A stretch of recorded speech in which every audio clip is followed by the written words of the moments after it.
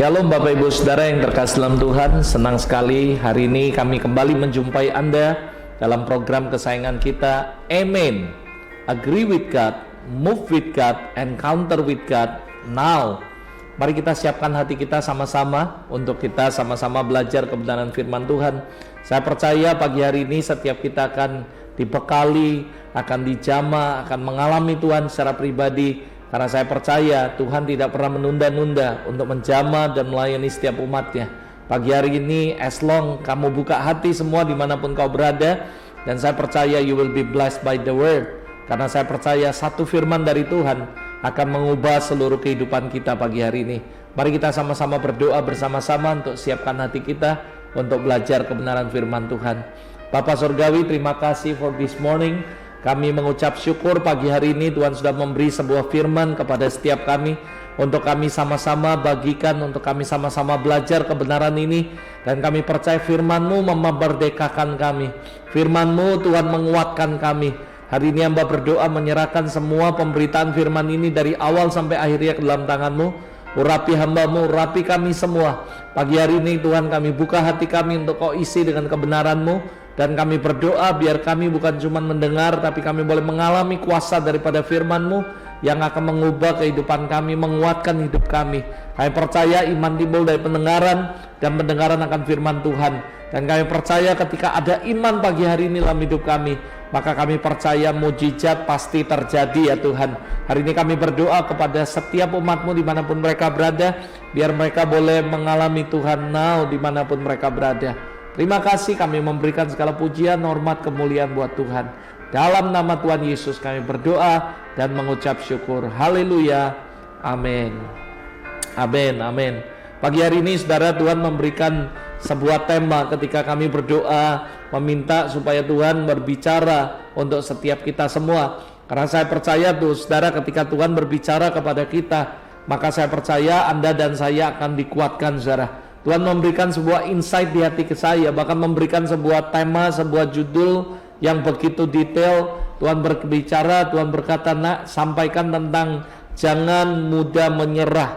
Dan ini menjadi judul daripada renungan saya pagi hari ini, yaitu bagaimana setiap kita jangan mudah menyerah.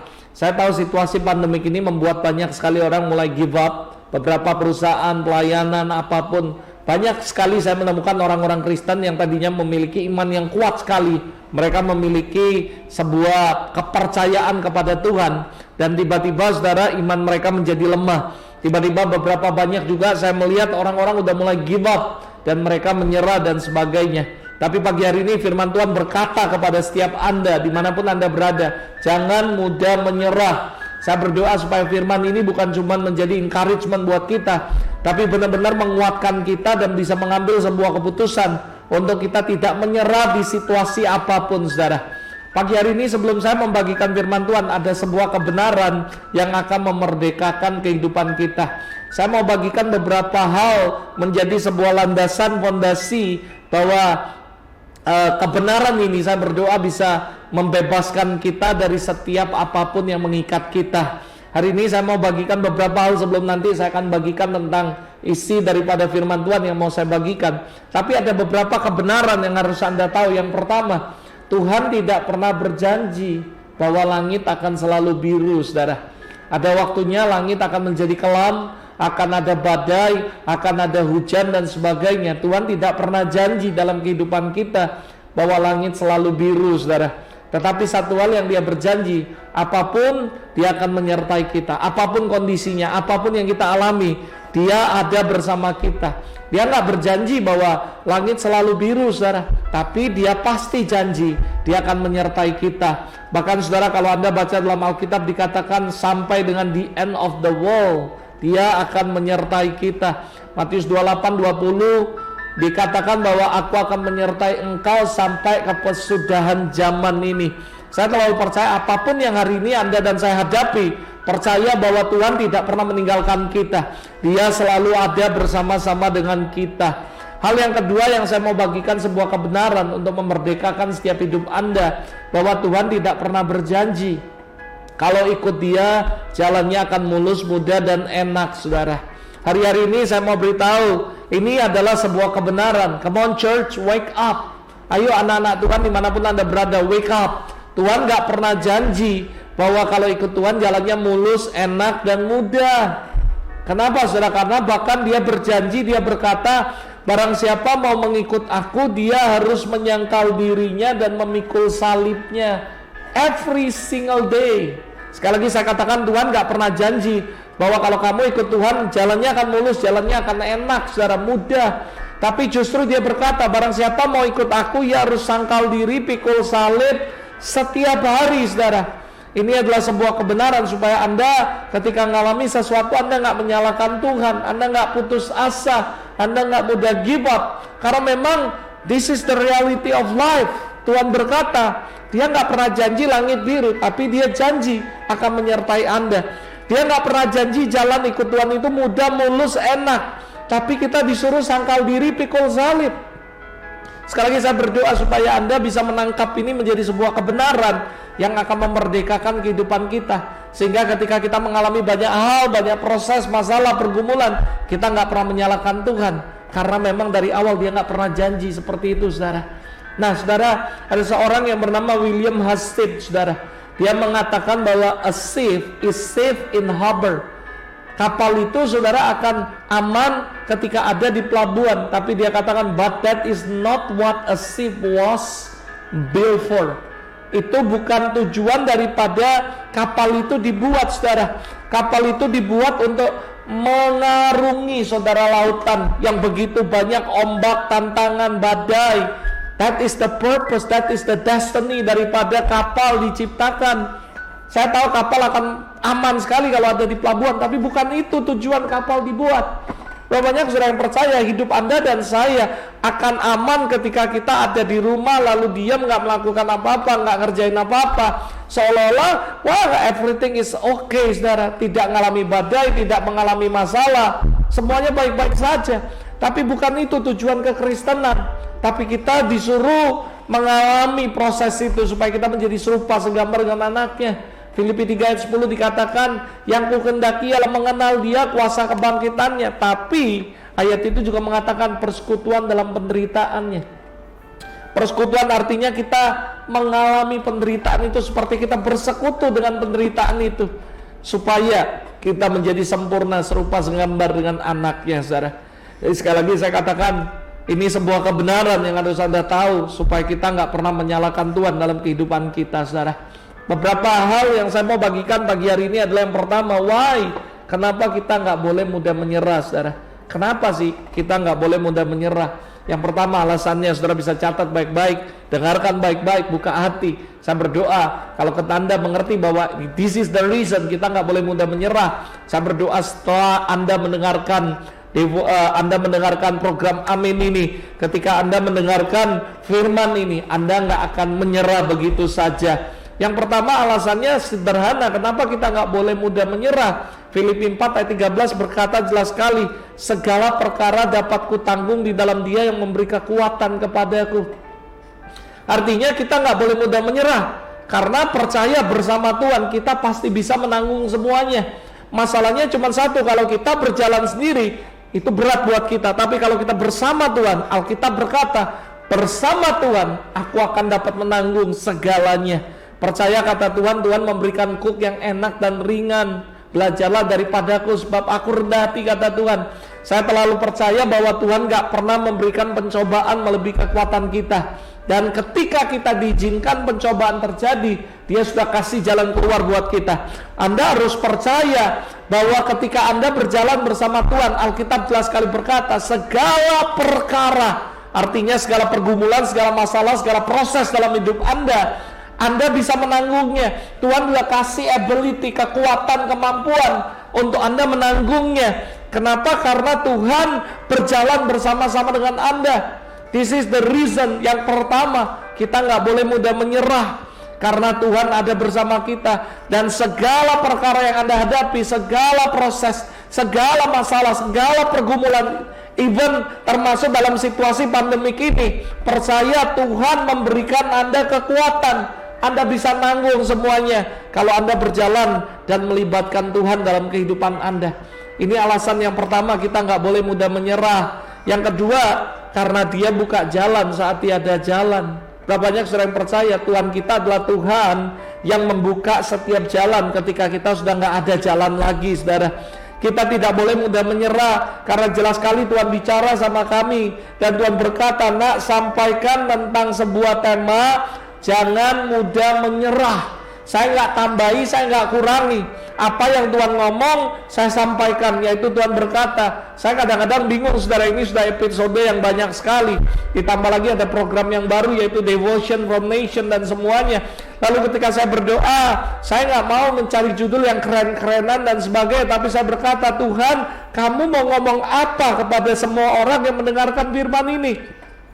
Jelas Tuhan berkata, jangan mudah menyerah.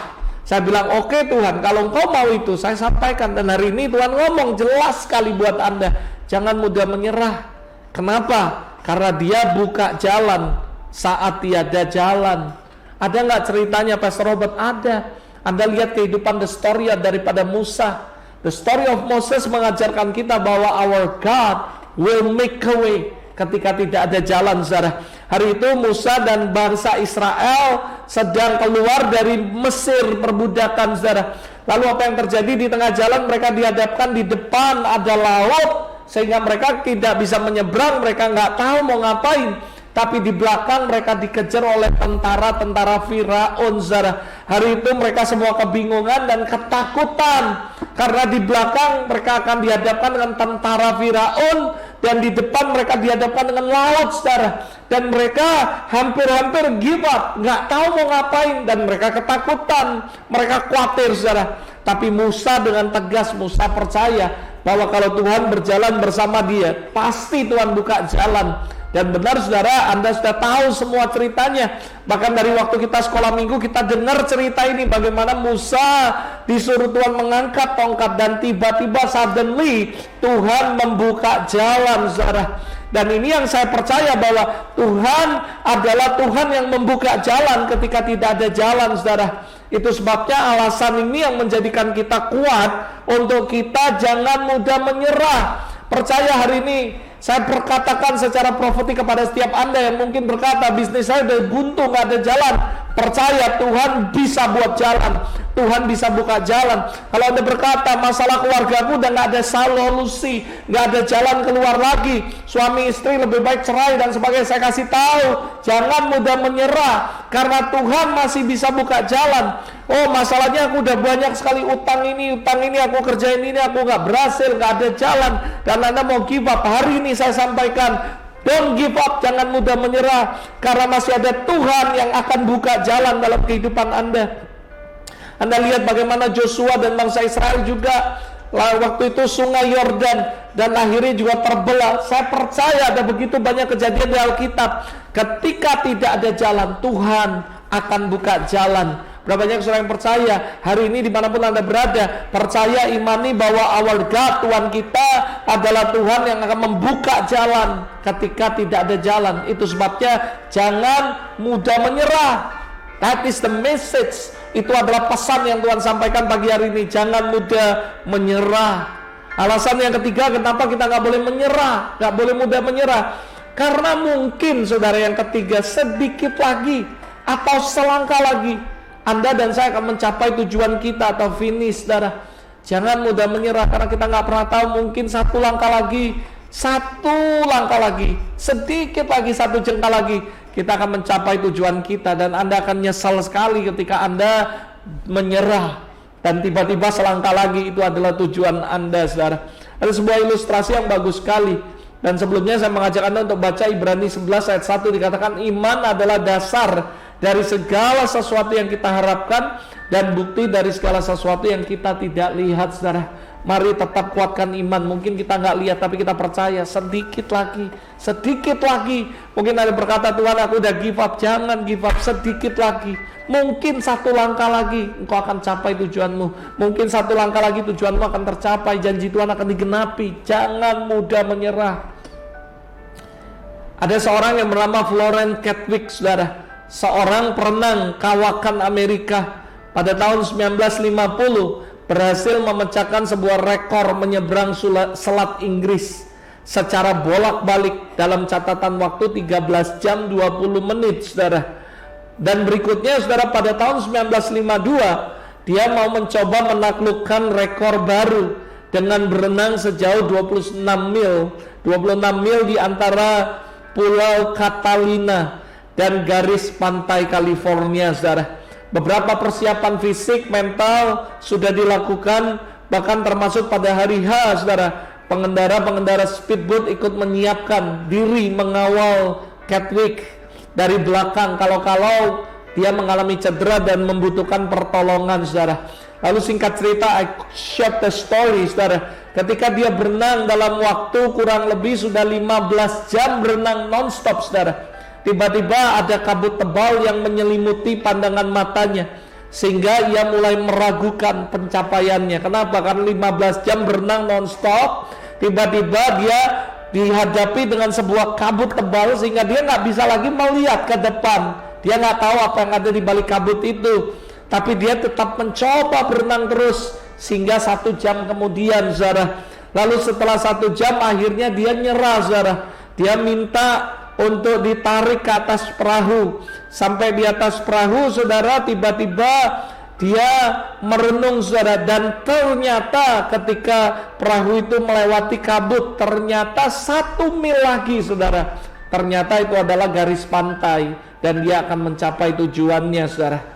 Lalu dia sedikit menyesal, saudara, karena dia sudah 15 jam berenang. Lalu habis itu ada kabut yang menghalangi, dia nggak bisa lihat apa yang ada di depannya. Dia berenang lagi, dia coba, dia berusaha, dia nggak give up, saudara, 1 jam. Lalu dia akhirnya give up juga.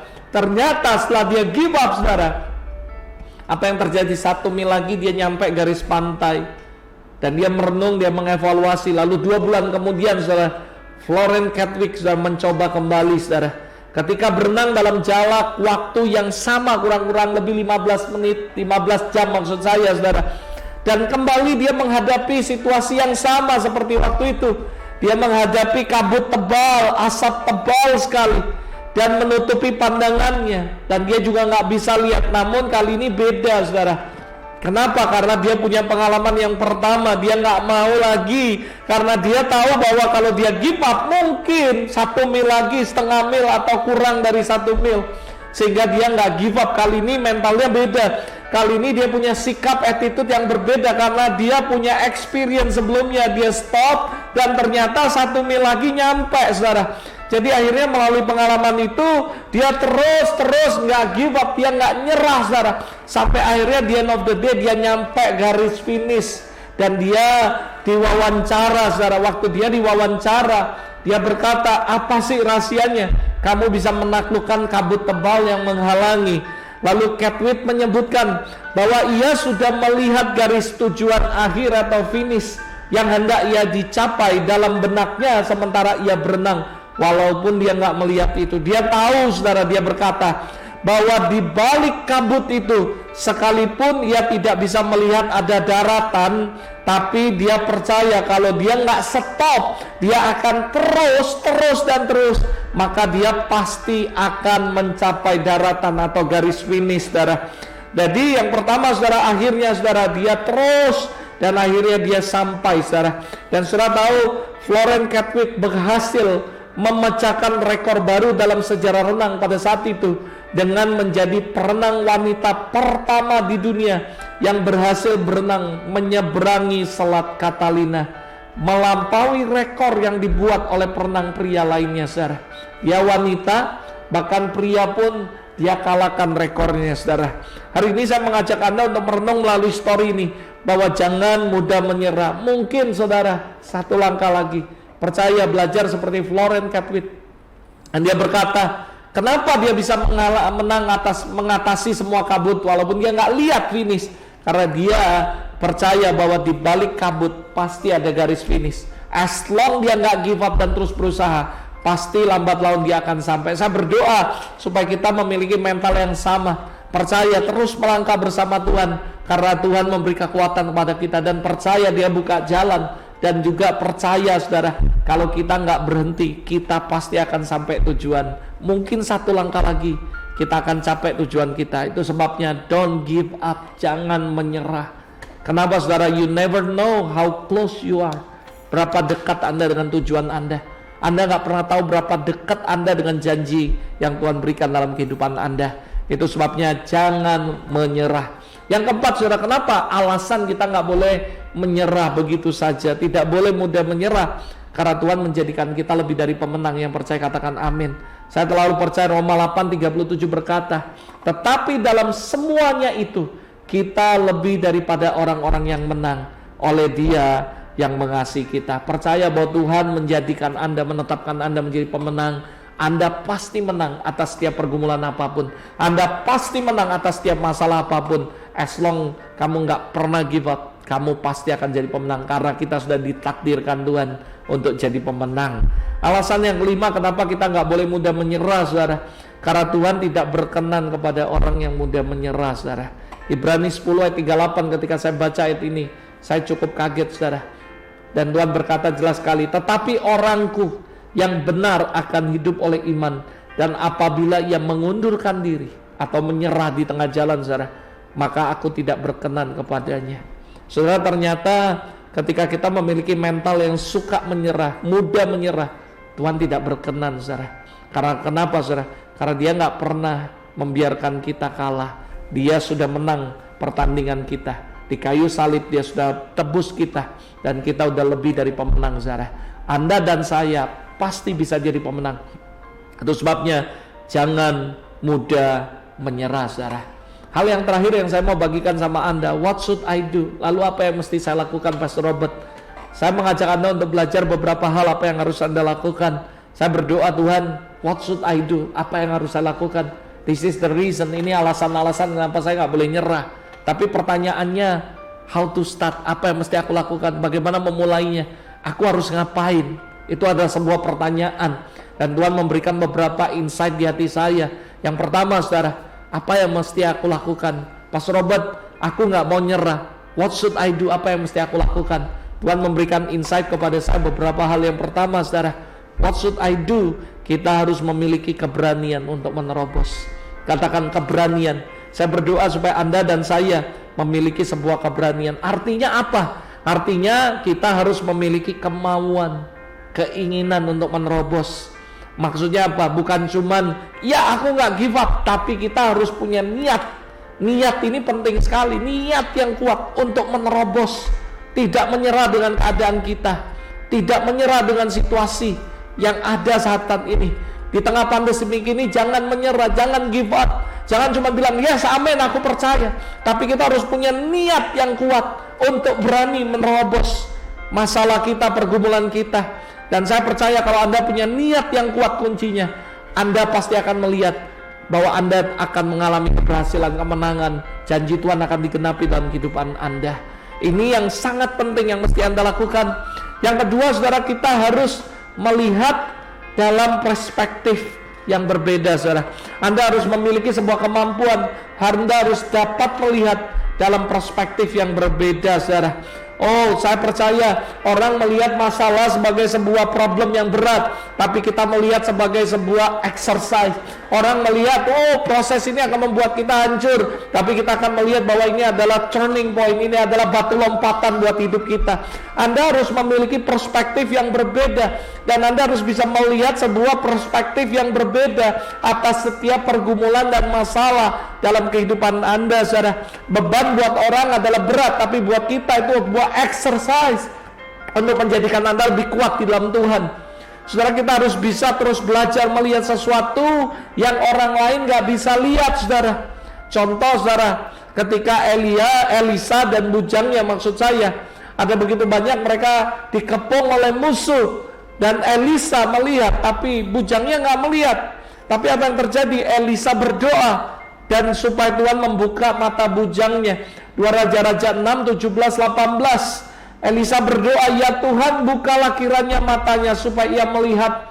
Maka kita berkata Tuhan membuka mata bujang itu, sehingga ia melihat tampaklah gunung itu penuh dengan kuda dan kereta berapi di sekeliling Elisa.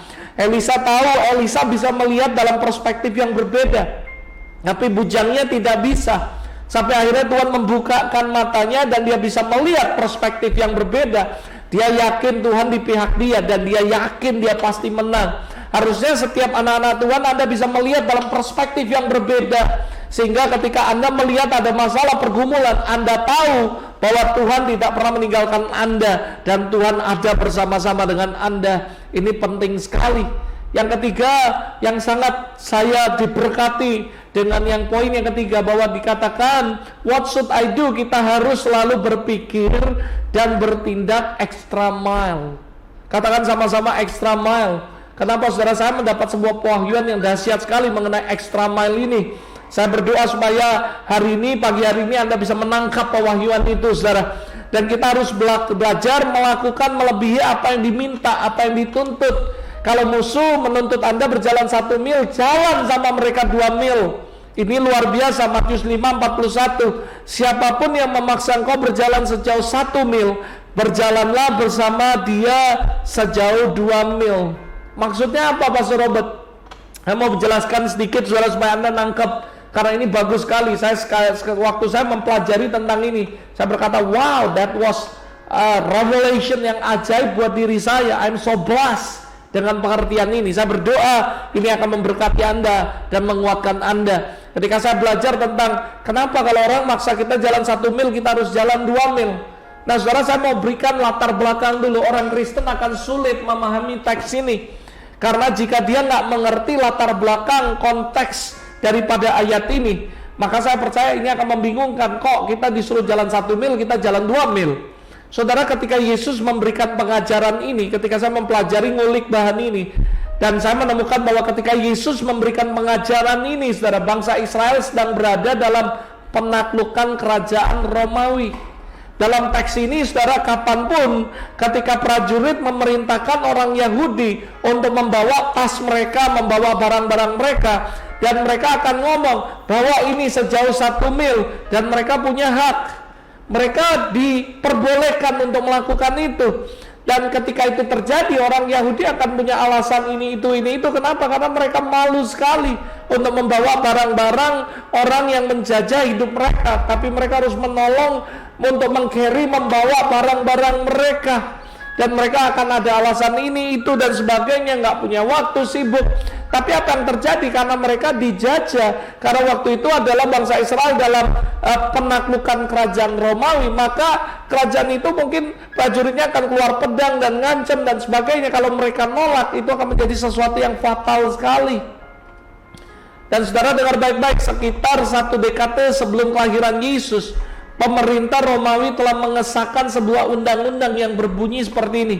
Dalam setiap provinsi taklukkan kekaisaran Romawi, tentara bisa memaksa orang memikul beban mereka sejauh 1 mil atau 1000 kaki pada zaman itu, tapi tidak boleh lebih. Dapat dibayangkan saudara, ada undang-undangnya. Tentara bisa memaksa orang-orang sana untuk orang-orang yang ditindas mereka, atau prajurit bisa memaksa orang lain untuk memikul beban mereka, tapi hanya boleh kurang lebih 1 mil pada waktu itu, atau 1000 kaki, saudara. Jadi bayangkan ketika Yesus memberikan pengajaran ini, pasti orang-orang Yahudi akan bingung, saudara, dan pasti mereka akan berkata, bercanda tuh, atau mereka akan berkata, serius gak ini Tuhan kok disuruh melakukan ini dan sebagainya. Tapi saya baru sadar, saudara, sebenarnya yang Yesus ingin katakan kepada murid-muridnya adalah mereka harus melakukan lebih dari yang dilakukan oleh para legalis yang sekedar melayani hukum, bukan karena ingin melakukannya, yang melakukan tidak lebih dari apa yang dituntut hukuman daripada mereka. Sebenarnya Tuhan sedang mengajarkan, kalau ada orang yang mau melakukan itu karena hukum, Anda dan saya harus melakukan lebih dari itu, saudara. Dan artinya sederhana, hiduplah di dalam 2 mil. Ini pengertian yang dahsyat. Anda bisa catat baik-baik, hiduplah di mil yang kedua. Maksudnya apa hidup di mil yang kedua? Kita disuruh Tuhan melakukan lebih daripada orang lain lakukan. Misalnya gini, saudara, beberapa hal yang membuat saya tergugah. Hiduplah di mil yang kedua, artinya gini, saudara, catat baik-baik. Yang pertama, mengasihi sesama adalah mil yang pertama, tapi mengasihi musuh Anda adalah mil yang kedua. Tuhan mau supaya kita melakukan lebih dari apa yang orang expect dari hidup kita. Bahkan kita melakukan lebih dari apa yang kita pikirkan dan doakan. Dengar, mengasihi sesama orang yang mengasihi kita itu adalah mil yang pertama. Tapi mengasihi musuh kita adalah mil yang kedua, saudara. Memberkati orang-orang yang memberkati kita adalah mil yang pertama. Tapi memberkati orang yang mengutuk hidup Anda, itu adalah mil yang kedua, saudara. Berbuat baik kepada orang yang baik kepada Anda adalah mil yang pertama. Tapi berbuat baik kepada orang yang membenci Anda adalah mil yang kedua. Berdoa bagi orang yang mengasihi Anda, yang berdoa buat Anda adalah mil yang pertama. Tapi berdoa bagi mereka yang membenci Anda adalah mil yang kedua. Dalam hal ini saya sendiri diberkati, seolah-olah Tuhan berkata, nak, kalau kamu dipaksa jalan 1 mil, jalan sama orang 2 mil. Itu yang dilakukan Yesus. Ketika saudara Yesus disalib, saudara, orang-orang menghina dia, ngomongi dia, menampar dia, meludahi dia, dan dia berkata, Bapak, ampuni mereka karena mereka nggak tahu apa yang mereka lakukan. That is the second meal. Itu adalah meal yang kedua, saudara. Tuhan memberikan ini, memberikan contoh. Kalau kita bisa berbuat baik kepada orang yang berbuat baik, apa bedanya kita dengan yang lain? Bukankah orang lain juga melakukan hal yang sama? Justru Tuhan berpesan hari ini, hidup dalam meal yang kedua, nak. Lakukan seperti apa yang aku pernah lakukan. Saudara, kalau hari ini dimanapun Anda berada, ada orang-orang yang memusuhi Anda, mengatain Anda, mungkin orang itu menghujat hidup Anda, menghakimi Anda atau apapun. Mari kita belajar hidup di mil yang kedua, saudara, seperti yang Yesus lakukan. Saya percaya, saudara, kalau Anda dan saya lakukan ini, saudara akan lihat hal yang luar biasa akan terjadi dalam kehidupan Anda. Hal yang harus diingat, dengar baik-baik, kita harus mencapai semuanya dengan Tuhan, karena kita nggak akan bisa lakukan dengan kekuatan kita. Bagaimana caranya mengasihi orang yang membenci kita? Kecuali kita lakukan dengan kasih Tuhan, bersama-sama dengan Tuhan, dan bukan dengan kuat gagah kita, tapi dengan kekuatan dan kemampuan daripada Roh Kudus. Yang percaya katakan amin. Yang keempat dan yang terakhir, lalu saya akan tutup, saudara. What should I do? Apa yang mesti aku lakukan?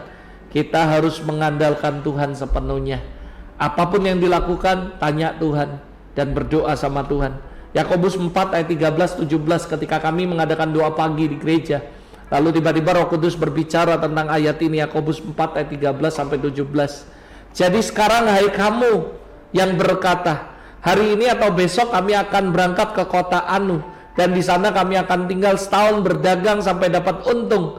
Sedang kamu tidak tahu apa yang akan terjadi besok. Apakah arti hidupmu? Hidupmu itu sama seperti uap yang sebentar saja kelihatan lalu lenyap. Sebenarnya kamu harus berkata, jika Tuhan mengendaki, kami akan hidup dan berbuat ini dan itu. Tetapi sekarang kamu memegahkan diri dalam congkakmu, dan semua kemegahan yang demikian adalah salah. Jadi jika seorang tahu bagaimana ia berbuat baik, tapi ia tidak melakukannya, ia berdosa. Jadi hal yang keempat ini, saudara, yang saya mengajak Anda untuk belajar sama-sama, saudara, supaya apapun yang Anda lakukan, andalkan Tuhan, libatkan Tuhan dalam setiap perencanaan kita. Saya percaya kalau Anda berkata, oke, aku nggak mudah menyerah, aku nggak boleh menyerah, apa yang mesti aku lakukan? Ini yang penting sekali, saudara, yaitu saudara, andalkan Tuhan, libatkan Tuhan dalam setiap kehidupan Anda. Libatkan Tuhan dalam semua keputusan apapun dalam kehidupan Anda. Dan saya berdoa, saya percaya Tuhan akan ada bersama-sama dengan Anda. Terakhir satu ayat, lalu saya tutup, Mazmur 60 ayat 12a. Dengan Allah kita akan lakukan perbuatan-perbuatan yang gagah perkasa, saudara. Dalam terjemahan lain, gagah perkasa itu adalah gagah berani, mighty, kuat. Saya percaya, saudara, Anda dan saya akan bisa melalui semuanya bersama dengan Tuhan. Itu sebabnya hari ini I declare bahwa tidak ada satupun Anda yang mendengarkan hari ini akan menyerah. Karena Tuhan berpesan kepada Anda dimanapun Anda berada, dengar baik-baik, jangan mudah menyerah. Saya mau berdoa untuk setiap Anda semua, supaya setiap kita tidak mudah untuk menyerah. Mari angkat tanganmu dimanapun Anda berada. Saya mau berdoa buat Anda. Bapak, aku berdoa Tuhan, firman-Mu sudah dibagikan pagi hari ini. Aku berdoa untuk setiap umat-Mu dimanapun mereka yang sedang mendengarkan Tuhan program ini. Aku berdoa Tuhan, we wanna agree with you, we wanna move with you, encounter with you now Tuhan.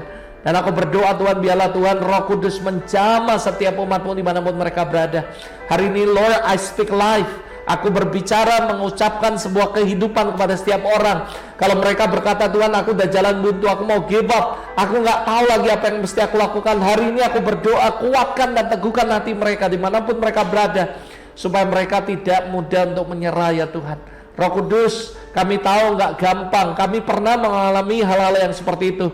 Kalau hari ini kami tidak menyerah, hari ini kami bisa ada sampai hari ini bersama keluarga kami.